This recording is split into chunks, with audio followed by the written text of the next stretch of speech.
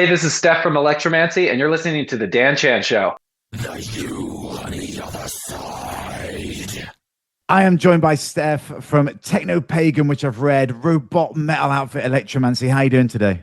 I'm doing awesome. I am so stoked to be here. So stoked about everything moving with the band. I can't wait to tell you all about it. Awesome, and that's why you're here. And where in the world are you? You're in Oakland, right?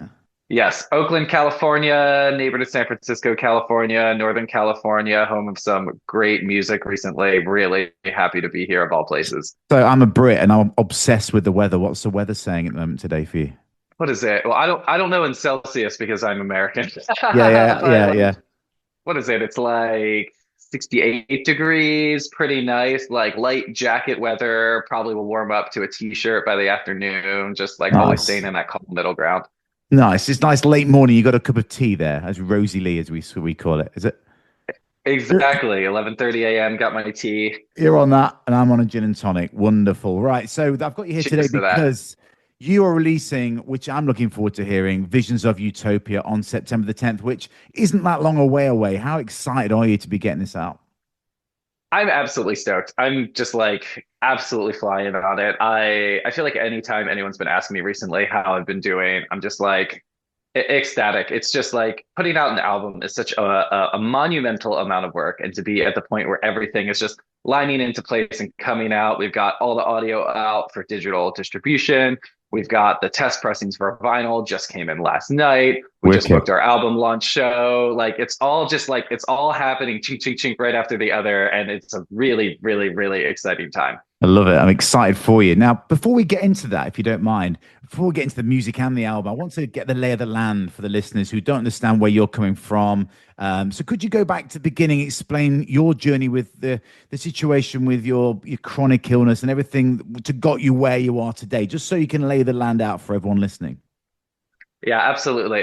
Electromancy is definitely not your average band in Mm. a lot of ways, and especially in our history. So,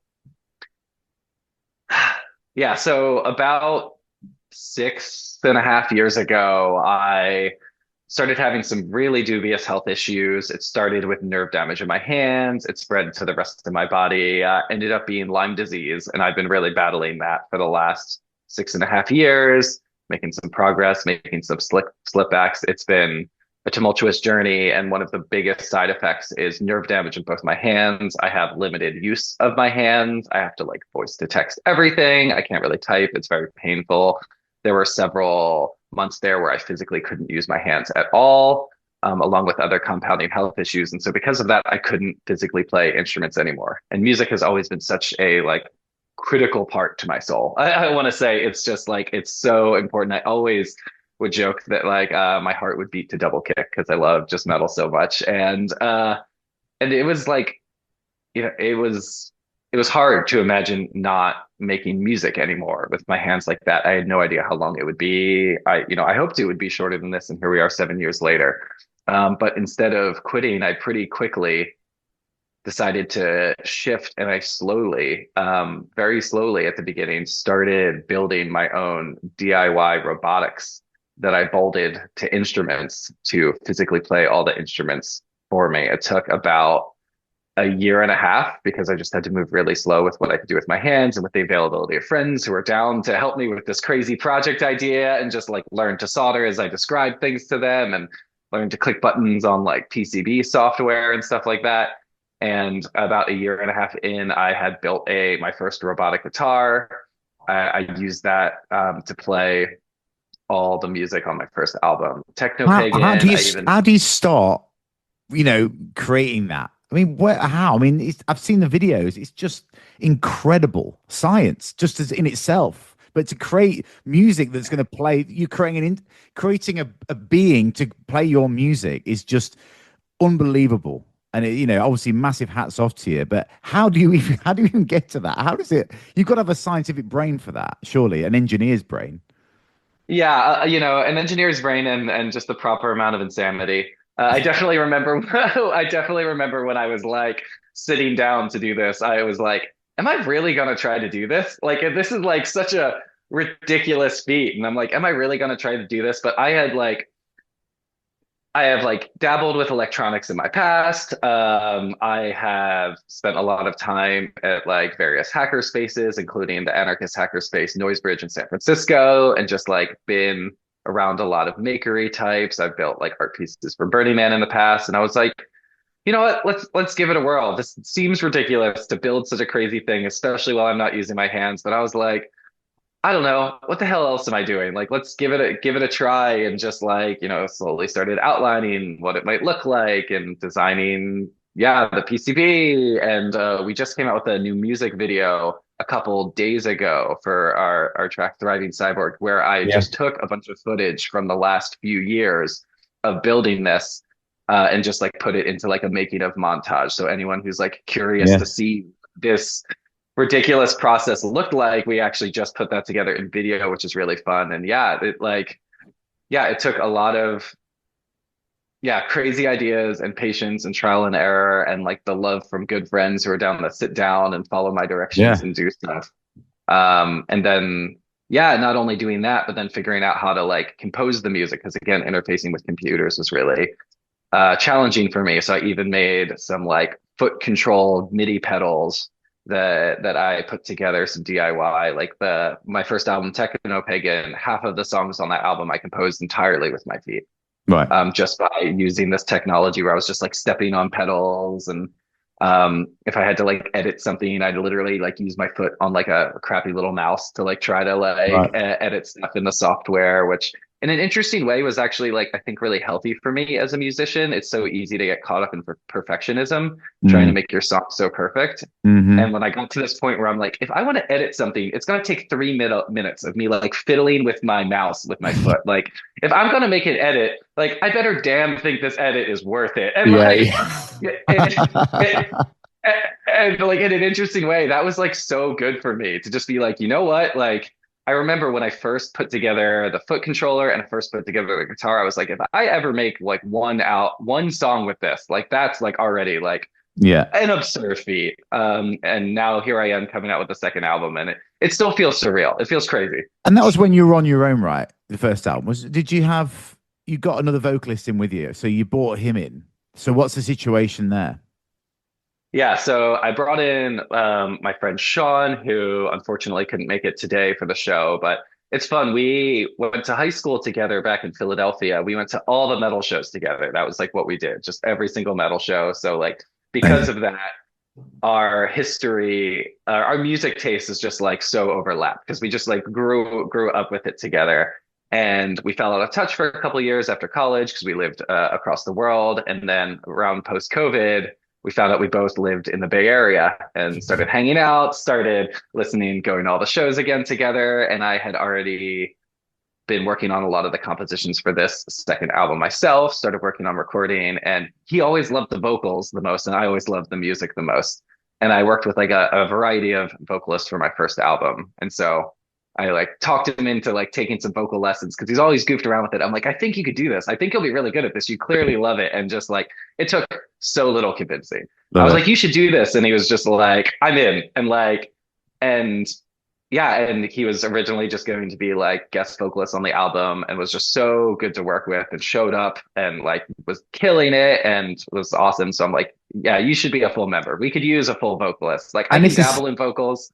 and Yeah, and this is someone who's a friend as well. So it's nice, not only nice to have someone in the band with you, so you're two of you going out doing this. Because obviously doing things solo is always a bit like intrusive sometimes. You start, self-doubting, but to have someone else to bounce it off, but also a very good friend as well must be special.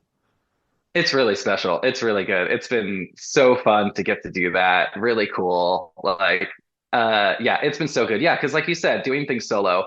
I mean, it's fun, it's cool, it's exciting, but it's like it's exhausting to just be like sitting there thinking of every detail by yourself. And like, really, for me, a big part was also the celebrations. Like, it's wonderful to share with my friends and like partners that I like when something good happens, but it's just like Yeah. so different to be like, oh my gosh, like we're doing it rather than like I did it. And Yeah, that's that's cool. and that's That's really cool. fun. So all of our little wins so far from like, when we put the vinyl up and got our first pre-sales to be like, oh, we're doing it. People are listening. Yeah, It's just that's like to cool. share that excitement is with someone who's also in it is really special. It That's cool. amplifies the joy. Amazing. Now your music is an experience. For me, it took me to places. It's a it's a listen that makes you think. It really does. Seriously, it's a sonic expression for you, I'm sure. And how do you approach the writing and to create these feelings? Obviously, you've got a lot built up. There's a lot of shit that's happened to you that you can push out. It must be cathartic. But how do you approach that, knowing that a robot's got to play it? I mean, this is a great question. This is a great question. And I feel like to some degrees it's been the same, but also really shifted between the two albums, between the first Mm, and the second. So for me, expression is always and musical expression is always like an exploration. I feel like I like to take my like different crazy input devices, whether it was my early foot controllers versus for this new album, I created a more like grid trigger system, which is yeah. really fun. So now I made it for the second album. I created this whole contraption where I could jam on the entire band in real time, the drums, the guitars, the synth. And that was like a really fun landscape for just exploration. The first one, I had to do things a little bit more linearly. But for me, it's like really just about like kind of sitting in whatever feelings I'm stewing in at the moment and then just playing with the music, like really like not just playing as in playing guitar, but like having a playful Yeah. explorative Yeah. experience. Yeah. And I find that like whatever a musical state I'm stewing in tends to be the sounds I'm drawn towards. Mm, And then through that active play, it becomes an active like cathartic expression and ends up actually being what I feel is like a very like musically authentic expression of whatever my emotional state is. And then through that is I generally think of the lyrics and what the song is about after, because I'm sitting and I'm stewing in the feelings, and as the song is then expressed sonically, I then kind of connect with like, oh, what are the things that I'm thinking about now? Like now that the feeling is being expressed, what are the things that I'm feeling about? And the first album was a lot of intense grief and introspection. The first album, Techno Pagan, is very much about like me coming to terms with like chronic health issues and disability. That was I mostly composed during a very intense time in my life where I would periodically just like become sick for weeks because of nothing, because of the chronic health issues, and just like not be able to do very much physically. I could barely use my hands. I couldn't take warm showers. If I took a warm shower, I'd be sick for a week. I mm. spent 3 years not even being able to like be in warm water at all. And it was just a very intense time. And so the first album is a lot of like the grief and trauma of processing that. Not without its hope, though. I think a lot of people express the first album as an intense yet surprisingly hopeful Yeah. experience, Yeah. right? Like Yeah. I, Yeah. I, Yeah. I, Yeah. Yeah. I really found a lot of like, you know, peace and grounding and like meaning in those experiences. And so it's been really fun with the second album as I've been finding more of a flow with my like disability, finding more of like how I do things and how How to you not be live with held it, I back with suppose. them. Is it how you living Yeah, with it? Yeah. exactly. Mm. Exactly. How to live with it and also finding some healing. I can take warm showers again after a lot of treatments and stuff. I can do that again, and I still can't use my hands all the way, but it's like finding healing and also finding peace and flow. You And find there's so more? Is this there more hope in this album? That's a good question. I want to answer that accurately. There is more. I would say there's the same amount of hope, but there's a lot more gratitude. Yeah. Okay. Where the first one had lots of grief and Mm. hope, Mm. where this one is definitely still has some grief in the album and definitely still has hope in the album, but also has a lot more peace and momentum. Mm. It really feels like that transition period, because that's where I've been when composing this album, is this transition, like Yeah. not being fully, returned to my like healthy self, but feeling more just better than I have in years still. And so some of the album touches on it's called Visions of Utopia. So it does have this like vision of a better future, right? We're not there yet. And that very much speaks to so much Yeah. shitty stuff happening in the world, but like having so there's a lot of hope for a better future because I definitely don't feel grounded in a lot of what's going on in the world. I Yeah, feel yeah, for sure. hopeful we can get past it, but like with myself seeing like the path forward and seeing the progress and feeling grateful for that. But some of the album is also about some periods of relapse I had, which are very intense and come with a whole new level of grief. But ultimately coming out in, some like feeling grounded in the process and seeing that the process is moving forward. Do you feel So some might call that hope, but to me it sure? feels like deeper and more rooted. Do you feel like, people will take, 'cause obviously it's your album, it's your music, your themes. Do you think people can listen to your music and go and take from it and get, cathartic feelings from it? You know what I mean? Like it can help them and they can take their own Oh, side to it. absolutely, absolutely. Like just because you're not going through like physical Of disability course. things Of course. doesn't mean like everyone goes through their own challenges in Of life. I mean, course. this album, the first one did too, but this album, second album, also explicitly touches on some of like the PTSD that I've been dealing with from this and Yeah. other things, and there's like mental, emotional health, but like the emotional arc, I think, is very very there for a lot of people. Like the first album is just like a lot of intensity, and everyone has those times when you just like need a release, right? It doesn't matter what's Yeah. going on. Maybe Yeah. Yeah. something big happened, or maybe you just had a bad day and got cut off 5 times. And you're like, I just need to play something that Yeah. just is like that, blah. And I think Yeah, the but first album, how nice is that to write something knowing that other people are gonna take something from it? That must be another a pass it, pay it forward kind of thing, you know? absolutely. I mean, so many people like it warms my heart so much. So many people have like messaged saying how impactful the first album was from them. Yeah, yeah, yeah. Some people from an external perspective of like, oh, seeing how someone would go through that journey. But most people, from a like, wow, I'm not going through the same thing, but like this is so relatable, this is so cathartic, this is so emotional. And so I'm really curious and excited how the second album will land for people because it does have this more arc. Like the album has a flow where it starts with this hope and then goes into like this relapse and grief and then comes out on the backside into a lot of like gratitude and joy actually. How does Still in non a very loud death metal fashion, but how does non-linear healing, fit into that? Because obviously that's a 10-minute opus, right? I've not heard it yet, but I've read that you've got this 10-minute track on there, which I can't wait to hear. But how, yeah. where does that fit in that? I mean, we have that's not even actually the longest track on the album. I do think that to some degree that is like the emotional heart. It ends with an 11 and a half minute track. And then there are two 9-minute tracks on the album. So Wow. it's kind of funny. It's a 7-track album. 4 of the tracks are about 10 minutes long. The other tracks are about 1 minute long. Wow. So you've Yeah. got this Yeah. like real contract of like big stuff, but then like these like little briefs. But I do think nonlinear healing is a important one to point out because it is the like the um the emotional heavy hitter on the album. I Mm. remember when we were even recording it, my bandmate Sean, the vocalist, described the song comedically as a doozy. Because because it's long, it's 10 minutes long. It has like a number of transitions. It even has some like really interesting like polyrhythms between the vocals and the thing and the music. And is just emotionally dense. Nonlinear healing is specifically about this like long period of relapse where I was feeling better for the first time in years.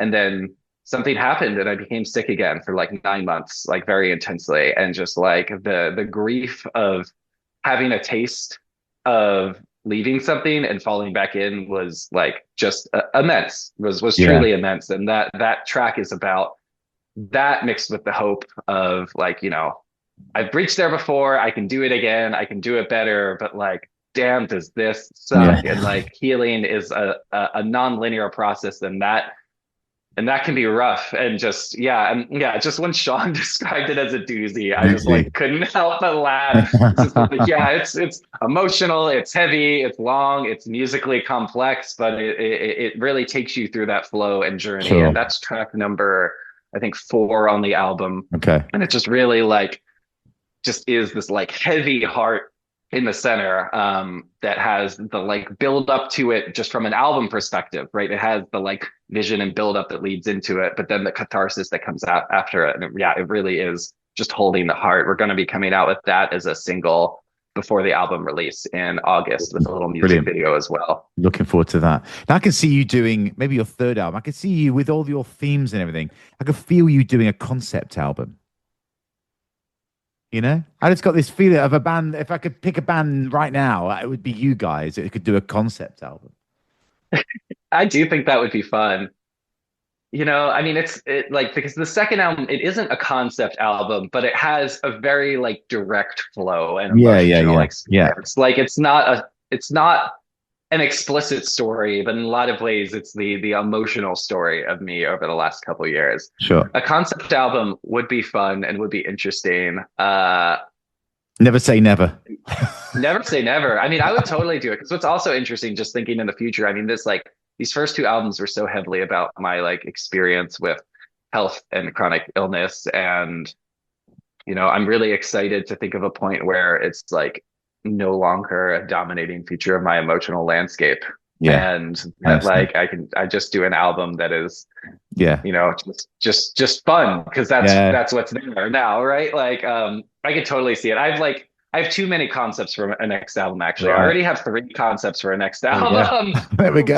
Just too many. So I've got the next three already said. Brilliant. It's a trilogy. It's a trilogy, right? So Oakland, right? I mean, you read these stories of Oakland, right? And obviously, where are you from? Are you from Philadelphia or are you from Oakland or? I'm from Philadelphia. I grew up in So Philadelphia. So Oakland, you get these impressions of it being quite industrial, and you see these hoods and stuff. Is Oakland a good backdrop for black metal? Electrical black metal. Where does it sit? Do you go out and get like influences from where you are? Do you see things and think, oh, that's given me like some fire in my belly to start writing again today? Does the environment help, or am I doing it an injustice? I mean, I love Oakland. It's a special place. It's a complicated place. I think that Oakland itself doesn't necessarily give me experience in my musical writing, but it feels like the right place for what I'm doing because it's right next to San Francisco, which is like, the Yeah, technological hub of the world, but also has its own culture and history. So it has some yeah. like bleed of that, but also I think I read somewhere that recently that Oakland has the most artists per capita of any city in the United States. Wow, It wow. just like has like a ton of creativity flowing through the veins here of in so many mediums. I feel like I'm surrounded by so much creative community of all sorts, whether it's I don't know, theater or event Right, production got or you. music or visual. It's really rich in that way. And it definitely has a bite to it. It definitely has a bite to it. It definitely has some uh, dubious areas for sure. And but with that also comes a little bit of that gritty heart, which I love. When I moved to Oakland, I really loved it because I described it. It felt like if you smashed Philadelphia and San Francisco together, you'd get Okay, Oakland in some ways. Um, got it. and it's got like just that like creative excitement of San Francisco. It's got that like gritty, homey, down to earthness of Philly. So it feels like home and it feels like a good place for it. And I feel like it really does feel good for robotic black metal Yeah, because fucking for people sure. here do like gritty, nasty stuff. I mean, just like some of the venues that really just host a lot of metal. Like, I don't know, they feel like they got that like dirty heart to it, but people also like people who are doing things new and like the Mm, innovation. So I mm. feel like sometimes when I'm back in Philly, people get confused when I say robots and they're like, I'm sure I'd like it, but I don't know. It's just like, but here they're just like, that sounds cool. That sounds new. When's your show? Like, let's do Nice, it. And I love nice. that like let's go attitude that people have here. Because the Bay Area is obviously famous for other forms of metal, shall we say? What's the scene like? Is the metal scene quite tight? Yeah, the metal scene here is really cool. It's really cool. Definitely a lot of death metal. I feel like death metal is like one of the biggest locally, but there are some really great black metal outfits coming out of here. There's a lot of creativity, which I like. And there's a surprising number of venues, especially in Oakland, that are like play almost exclusively like local metal and punk. And the fact that we Yeah. can sustain like not just the one, but like a handful of venues that all can kind of like cater to like the smaller, nastier underground sounds, I think is like so cool and like such a Yeah. testament to the scene here. So, I mean, talking about bands, what just in a nutshell, give me your influences from the past. You know, what got you into metal? What led you to where you are now with black metal, which you wouldn't expect black metal in Philadelphia to be much of a thing, but obviously, you know, you got into it and you got into metal. So tell me your story with that. Totally. And it's like also interesting because because the first album is just like black metal experimental. The second album, it's definitely got huge black metal roots. But we're also incorporating a lot more death metal and doom metal, just like really kind of like those three are my three biggest metal loves. So I'm just like with this next album, like let's just mix that all up. Let's have Yeah, some like great. Thriving Cyborg, which we just came out with. It definitely has that black metal aesthetics, but it's just got this like groovy doom riff the whole time. Like the our first single, Utopic Visions, has like polyrhythmic death chugging the whole time, but like Nonlinear Healing is just like a black metal nasty opus. So like I'm really enjoying mixing those up. Because like those are my like history and roots in metal. Um Growing up, going to all the metal shows in Philly, I was really lucky that Philly was such a hub. All the bands would go through Philly, which was awesome. We saw shows all the time.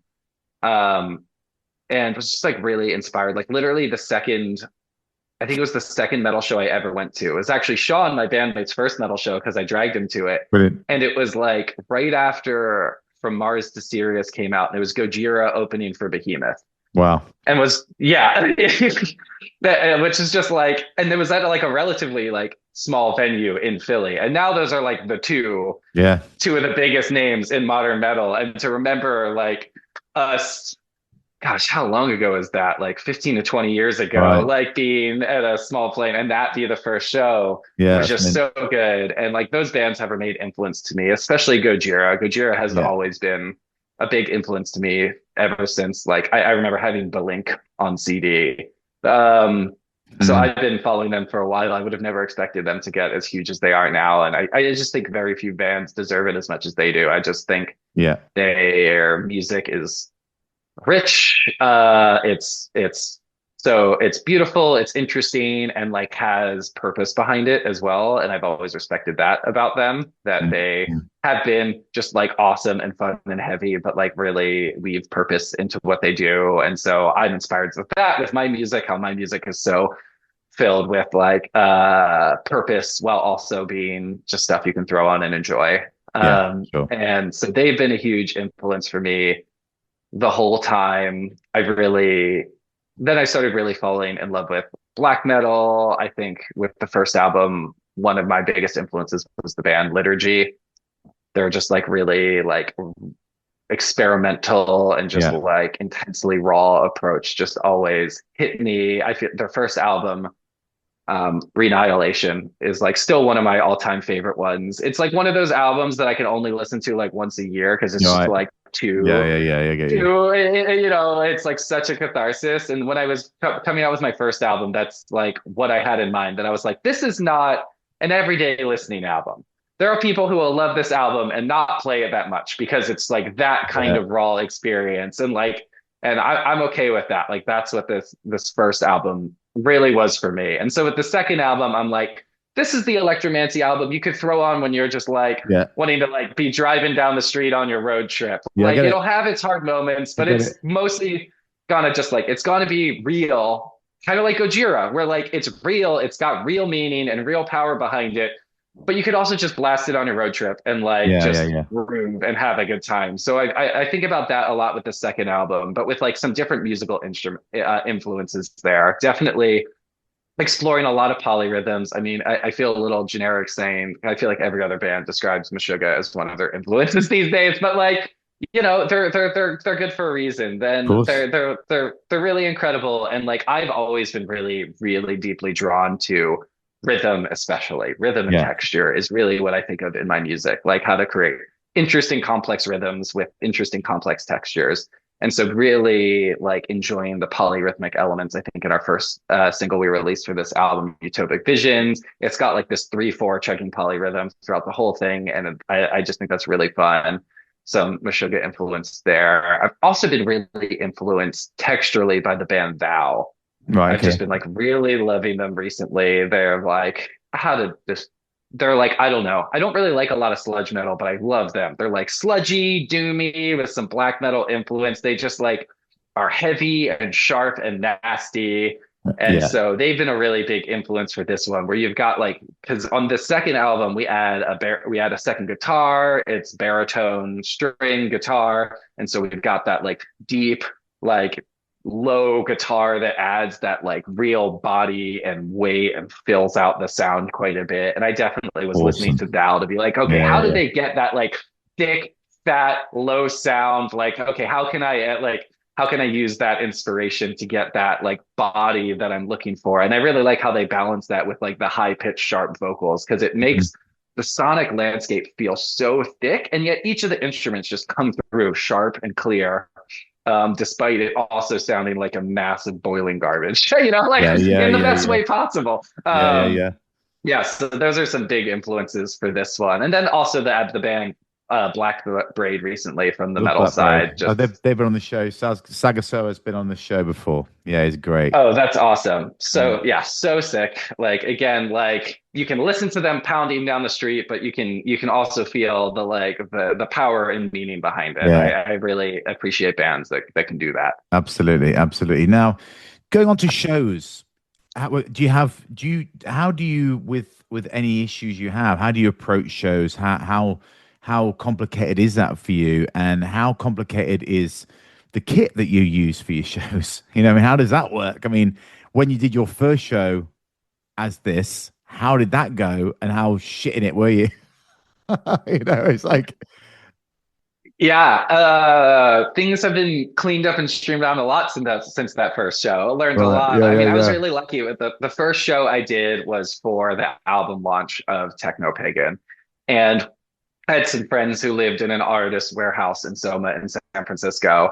And so they were like, your shit's cool, play, we have a stage, like just hang out the days leading up and set up. So that was really nice for the first one kill, because I like kill, didn't yeah, have yeah. the You've whole got thing half an organized. So hour. I just went there like, Yeah, yeah, exactly. So it's nice to have like a couple of days and just sit there and set up all the mannequins and the bands, and that was really perfect, nice. perfect. Obviously, don't have that luxury most of the No, I time. would say, yeah, Um, you know, it's definitely not the reason I invited Sean to the band, but having another member to help lug things around, especially when I got sure, hand issues, is yeah, not sure, is not sure, bad. yeah, But like I have streamlined it a little, which is fun. I took most of the tech of the band and put it just in a what is it, like a road box. And right, so it's like I kind of like have like I just call it my like robot band in a box, and I just open it and I pull all the cables out from it and I just like plug them plug into in, the wall and I plug brilliant. all the cables into all the instruments and the mannequins. So that's really good. I mean, you still need to carry the mannequins and the guitars and all separately. But we've got all the mannequin bandmates where, for those who haven't seen, we have a bunch of mannequins that are featured in most of the music videos where we cut all the faces out of them and fill them out in LEDs, and the different mannequins light up It according to looks what the different wicked. It instruments are looks playing. amazing. It looks amazing. Oh, Yeah, it's so fun. It looks so good on video, and like it looks even sicker on on live shows. I'm stage, not yeah, gonna lie. Like it's I remember when we were first testing out the idea and we cut it up and we put an LED and we turned out the lights, like, oh gosh, me and my friend Matt, we just looked at each other and we're like, what the hell? This yeah, looks so yeah. It's good. We are sick, like, man. what? It's sick. And so yeah, and so we've gotten better at that. Like we've got the mannequins on the stands, we've got the guitar stands. So like it's gotten a lot more streamlined as far as the setup goes. The drums are still a bit of a pain, but like drums are always a pain. I don't think anyone's I'm a ever drummer, said man. I'm a this. drummer. I'm a drummer. I'm a drummer. But I I mean, mean, I'm not. Drums are amazing. but they're a pain I'm not. anyway. I have I'm to not carry them saying drums are around. amazing, but yeah, exactly. They're just not the most transportable instrument, No, no matter the what, no matter worst. how you do. The So, worst. so like that's a pain. And definitely in the past, like it was hard. I had to be really careful about like when to choose shows and got like nervous before them. Like was worried that my like body would flare up and that I'd like have to rely on my friends more than I want to. But it's nice to be feeling a little more strength in my body. It's nice to have another member of the band that now I feel Sure. like we can book shows with a lot of confidence that I know I'll be able to show up and that we'll be able to set up all the guitars and the mannequins and everything, and that it's gonna just look as sick as hell. So how many shows do you have lined up? Do you book many in advance? Do you try and keep them tight, or how do you approach the whole like pushing in advance kind of thing? Yeah, there haven't been a ton over the last few years, partially because of illness and then also some traveling. But we have an album launch show set up for September 12th in Oakland. So if anyone's in the Bay Area, come through Elbow Room Jack London Square. It's going to be fun. We got a couple other local bands. It's going to be really, really sick. So I'm stoked for that. And one of our intentions is to use this album launch show to be like, okay, let's use this as a way to start our momentum doing some more regular shows in the area and around then. So I think our goal is to, not go too crazy just because I don't know, pacing and life, but Yeah, like yeah, at yeah. least try to do a show every other month or so. I think is going to be our cadence for the next little bit. And then once we build up the momentum, then we'll see where it goes from there, right? Like Cool. you don't want to go 0 from 100, but if you add little by little, suddenly you can Sure. find you've done a lot over time. I get it. I've got some fun questions. You ready for some fun questions? But I need Oh, quick. these other ones weren't fun. No, no, no. They're the proper like nuts and bolts of the band. You know what I mean? I need. These are like questions that I need quick answers for. It's quick fire. You ready to go? That sounds great. Let's go. Okay. What's one thing everyone should try at least once? What's one thing everyone should try at least once? Everything. They should try everything at least once. Be open to everything. Okay, okay, that's good enough. That's it. Be Okay, open. go on next. If you can know the truth to one question, what would it be? The truth to wonderful question is like, okay, but for real, how do I get these health issues just done? Like, Yeah, that's the one question I want. Like, that's good enough. That is good enough. Okay, next one. What would your autobiography be called? oh, my autobiography. Well, it's funny. We always joke. I like to ask the question, what if you had a cookbook, what would it be called? Not Yeah. because of cooking, but because I think it gets at something. And that one, I used to just call it high heat, but I think I've chilled out a little and I called it everything good. So I don't know. I'll stick with high heat. That sounds like a fun autobiography name. Good enough for me. If you could choose one song to play every time you walk into a room for the rest of your life, what song would it be and why? This is so silly, but like, goddamn, I've really been liking our first single, Utopic Visions. That's I good just enough. think it starts with like such a like grand like I'm here, let's That's good. do That's it. And like perfect. if that started going in, man, yeah, I would feel Exactly. sick. That's perfect. Okay, what fictional character do you identify with the most and why? What fictional character? I really identify. This is kind of random, but like if you've seen Star Trek DS9, the character Dax. Right. Yeah, yeah, yeah. Um, at first when I was watching that show, I was like, this person has no personality. And my partner was like, what do you mean? And I'm like, they just feel like a generic person. And they're like, that's because they're a lot like you. And I'm like, oh shit, that's why I'm not thinking of any personality, because they just seem like me. I'm like, yeah, of course that's what someone would do. Brilliant. So, Brilliant. That's perfect. Okay, what's your unpopular musical opinion? my unpopular musical opinion, I probably got too many. Which ones are only going to get me the right amount of canceled? Um, this is silly. The drum and bass is the best kind of EDM. Okay, yeah, I accept that myself. I love drum and bass. Okay, Yeah, of course. Well, you're a Brit. should non-metalheads wear metal t-shirts? I mean, if they like the band or they like what they stand for No, if they or don't know, like if they they care don't know about the it. band, if they don't know the band and just wear the t-shirt 'cause I think it looks cool. Is that cool? Yeah, I think that's fine. I mean, I think it's like as long as it's like not a band that like is like I don't know, a bunch of like Nazis or something. Like, Like yeah, I mean, I have Burzum. a couple friends. Yeah, exactly. Like, I have a couple friends. Yeah, like if you're doing that just to be an edge lord, like no, fuck off. But Yeah. like, especially if it's like your friend band, I got a couple friends who aren't metalheads, but they love me and they think the shirts are sick. So I'm like, yeah. And then they have a couple metalheads that they meet and they're like, yo, cool shirt. And they're like, check out my friend's band. They Yeah, make yeah, robots. yeah. And so No, in like, it. yeah, I think that's cool. Promote your community. Okay, you have the death penalty in California. What would your death row meal be? It would be my mom's spaghetti and meatballs. Ooh, why? Because it's so good. It reminds me of home. It's rich. I like a heavy That meal. sounds good. That's, It's yeah. I'll come along to that one. That sounds like a good And my meal. mom's like one of the best cooks I ever met. So Oh, like, amazing. you know, Amazing. it's yeah. Big up. Big up. Big up. Okay, what three words describe the band the best? Heavy, real, different. Nice. Now, what's on the bucket list for you guys? What do you want to do? What do you want to, when will you know you thought you might have achieved it, or what do you want to do that's going to get you there, make you think, oh my God, we're there? Or do you have that path? What is it? What's on the bucket list? I would love to play like a really cool festival one day, just like maybe like a Maryland Death Fest or a like Fire in the Mountains or like one of those Or like come to Europe. Come to Europe. yeah, true. I know Europe. You're really the home for all the good metal festivals. I've been to some Europe metal festivals and they're epic. I would Yeah. love to come and do that for sure. Nice. Okay. Now, I know you said that your dexterity is not great on your phone, but if you do use your phone a lot or however often you use it, what's the most used emoji that you would use? Oh, my, the Yeah. sign of the horn metal hand. Absolutely. That's I have right. a couple group chats that everybody knows it's me when I like something because they just see You're in the the metal room. You're horns. there. Love it. Yeah. Listen, Steph, thanks so much for joining the show. It's been an absolute pleasure having you here, and it's a fascinating story. Looking forward to hearing the album and seeing where you go forward from here. Thanks so much, Dan. This has been absolutely epic. You're the bomb. Thanks.